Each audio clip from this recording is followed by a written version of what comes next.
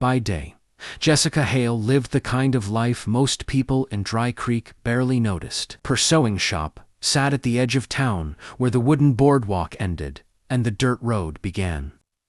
The building leaned slightly to one side, its windows clouded with dust, its sign faded by years of sun and wind. Inside, the smell of fabric, oil, and old wood clung to everything. Jessica spent her daylight hours mending torn shirts, hemming skirts, and repairing work clothes for ranch hands, who paid her a few coins and rarely stayed long. She spoke little. She smiled when required. She survived. What the town didn't know, what it could never know, was that her real work began after dark. When the last saloon lantern dimmed and the sound of laughter turned rough and distant, Jessica barred her front door and unlatched the back. She lit a single oil lamp and laid out her tools with practiced care. Needle, thread, scissors, cloth stained with blood, dust, and gunpowder. The outlaws arrived quietly. They never knocked.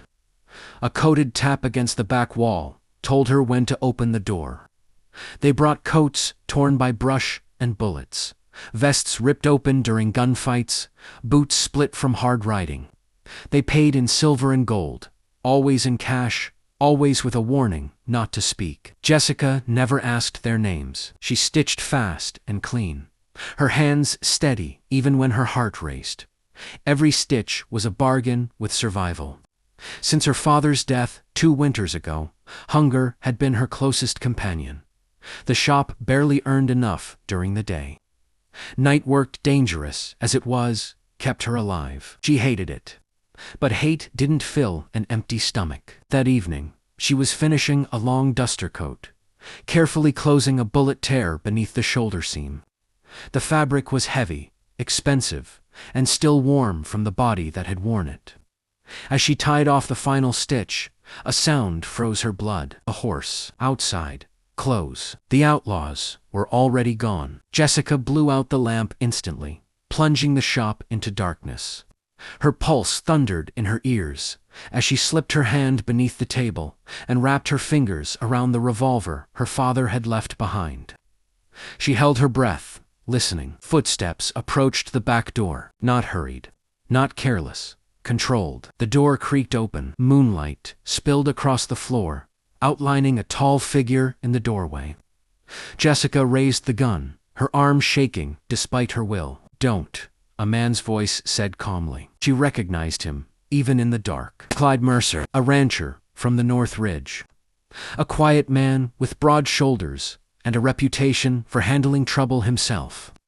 He stepped fully inside, his gray eyes adjusting quickly as they took in the room, the thread, the fabric, the half-hidden coat. "You shouldn't be here," Jessica said, forcing steadiness into her voice. Clyde didn't reach for a weapon. "Neither should that coat," he replied. Silence stretched tight between them. "I followed a trail," Clyde continued. "Men wearing clothes like that were shooting at my cattle." Jessica swallowed. "Then you should forget what you saw." "I can't," he said. "But I won't turn you in." She stared at him, disbelief flickering across her face. "You're in danger," Clyde added. "More than you realize." A bitter laugh escaped her. "I've been in danger since my father died." Clyde studied her hands, the calluses, the needle marks. "You're braver than you think." "Bravery doesn't pay rent," she replied. For a long moment, neither moved. Then Clyde tipped his hat slightly. "I'll be back," he said. "And when I am, you'll need to decide what kind of life you want." When he left, Jessica sank into her chair, the weight of his words pressing down on her chest. For secret was no longer hers, alone. And the stitches holding her life together had begun to strain. Dry Creek woke the next morning with a restlessness that clung to the air like dust before a storm. Jessica felt it the moment she stepped outside her shop. Men gathered in small knots along the main road, voices low but urgent. Horses stood tied where they didn't usually stand. The sheriff's office door hung open longer than usual. By the time she unlocked her front door, she already knew something bad had happened. It didn't take long for the news to reach her. A payroll wagon heading east had been robbed just beyond the canyon pass. Shots fired, guards wounded. The outlaws had vanished like smoke, leaving behind anger and fear in equal measure. Jessica's hands shook as she arranged her sewing tools. Every robbery brought danger closer. Every gunshot tightened the invisible thread, pulling at her throat. She worked through the morning, hemming trousers for a ranch hand, mending a torn sleeve for the schoolteacher, smiling when expected. Inside, her thoughts raced. Had Clyde told anyone what he saw? Had the outlaws noticed her fear last night? By afternoon, the sheriff passed her shop twice. Jessica kept her eyes down, her heart pounding with every creak of the floorboards outside. Clyde didn't come. The hours stretched long and uneasy. As evening approached, Jessica considered barring the back door and refusing night work altogether. But hunger was a persuasive enemy. When the coded knock came after sunset, she opened the door with a hollow feeling in her chest. The outlaws were tense. One paced the room, while another slammed a coat onto her table. "Faster," he snapped. Sheriffs sniffing around. Jessica stitched without protest, her needle flying, but she felt their eyes on her. One of them studied her face too closely, his gaze narrowing as if searching for cracks. "You talked to anyone lately?" he asked casually. "No," she answered, steady despite the lie pressing against her tongue. When they finally left, she locked the door and sank onto her stool, exhausted and afraid. The room felt smaller than ever. A knock came at the front door the next day. Jessica looked up to see Clyde standing there in the daylight, hat in hand like any other customer, her breath caught. "If anyone saw him, I need a saddlebag repaired," he said clearly. She nodded, understanding the act. When the last customer left, she locked the door and turned to him. "They came again," he said quietly. "Yes." "They're getting careless. They're getting desperate," Jessica replied. "That's worse." Clyde leaned against the work table, lowering his voice. "You can't keep doing this. You think I don't know that," she snapped. "You think I enjoy sewing for men who'd kill me if I miss a stitch? Then come work for me," Clyde said simply. She stared at him. "On your ranch, honest work, fair pay. You'd stitch for hands, not killers." "And when they come looking for me?" she asked. "They won't," he said. "I'll make sure of it." Jessica shook her head. "You don't understand.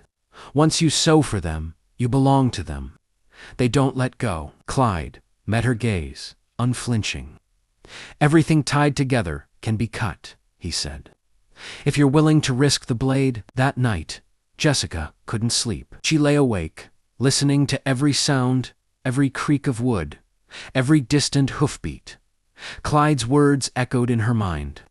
A life without secrets, without blood-stained fabric, without fear. But escape always came at a price, and she knew deep down that someone would have to pay it. The night everything fell apart arrived colder than the rest. A sharp wind slid down from the hills, rattling the loose boards of Jessica's shop and sending dust curling along the street.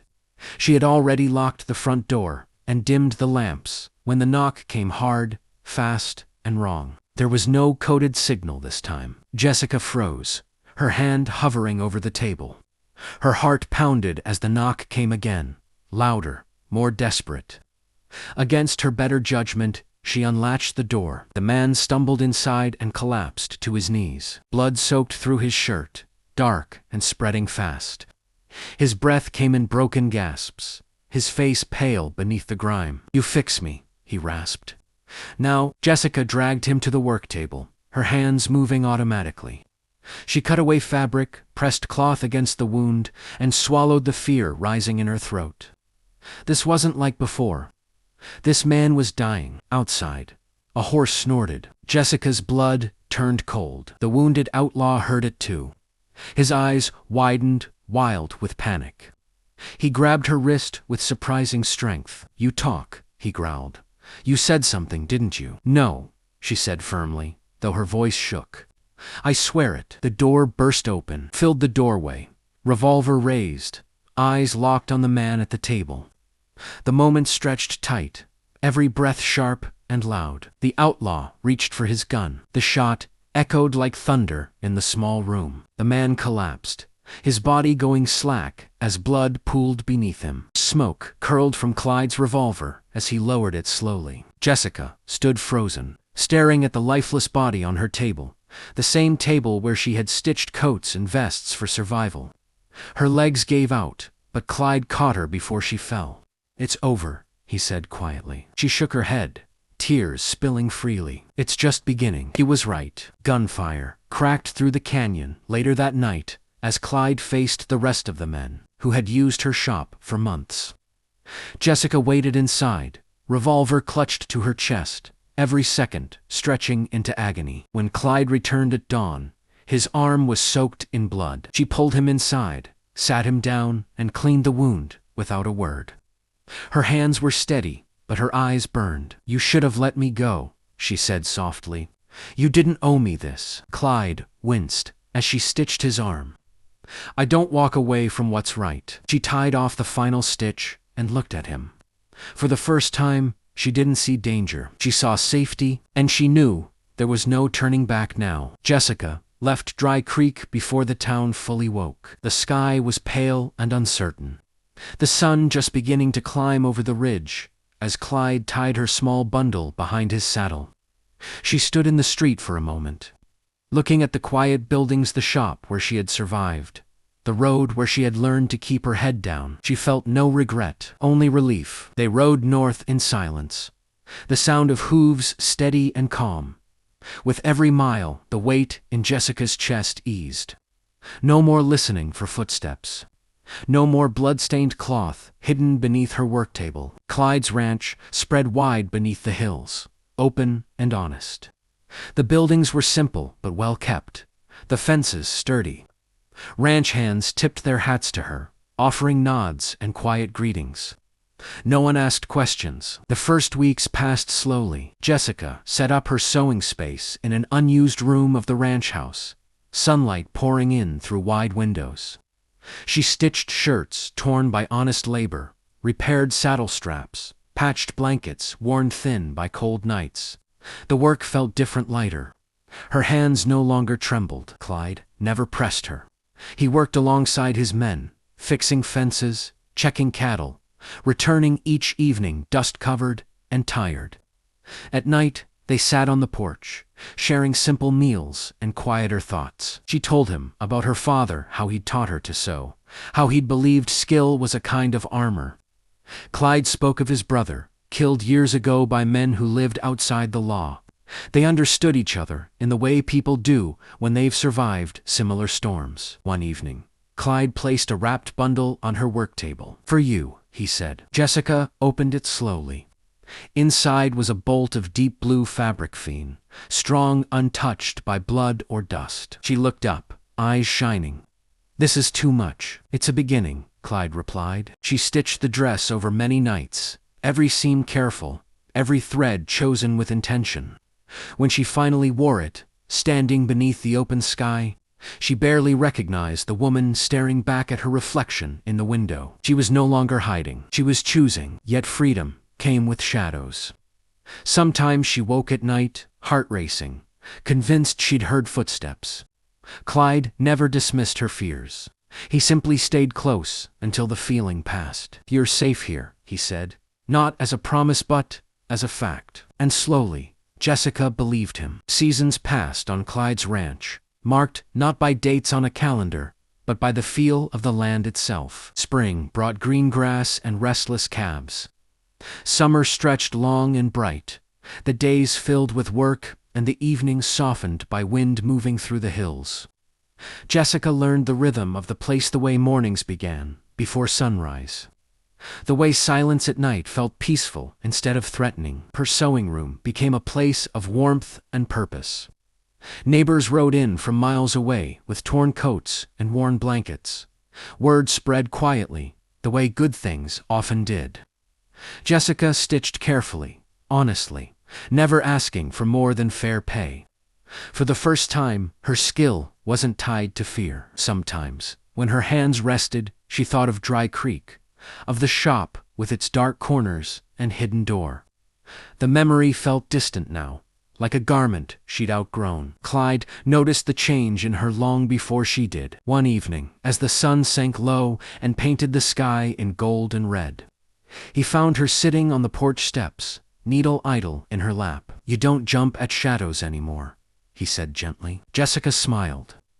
"I didn't realize. That's how healing works," Clyde replied. They sat in comfortable silence, watching the cattle move slowly across the field. The land stretched wide and open, honest, in a way Dry Creek never had been. "I stayed because you needed help," Clyde said after a moment. "But you stayed because you chose to." She looked at him then, really looked at him, at the man who had stepped into her darkest secret without judgment, who had risked his life not to save her, but to give her a choice. "I was surviving before," Jessica said softly. "Now I'm living." Clyde nodded. "That's all I ever wanted for you." As the months went on, they built something quiet and strong together. Not rushed, not loud. Trust grew the way good stitching does, slowly, evenly, tested by time and strain. Jessica expanded her shop into a small building near the barn. Sunlight flooded the space. Children watched her work with curiosity. Ranch hands laughed easily in her presence. No one feared what she might know or who she might serve. One evening, she finished repairing a coat and ran her fingers along the final seam. The stitches were perfect, tight, even unbreakable. She realized then how far she'd come. Clyde stood beside her, his hand brushing hers. "You've built something good here," he said. "So have you," she replied. The past never came looking for her again. And even if it had, Jessica knew she was no longer the woman hiding in the dark with blood-stained cloth. She was stronger, now stitched together by trust, honesty, and love. As the sun disappeared beyond the hills, Jessica rested her head against Clyde's shoulder, certain of one thing: some seams once sewn are meant to last forever. Don't forget to like, comment, and subscribe for more Western stories.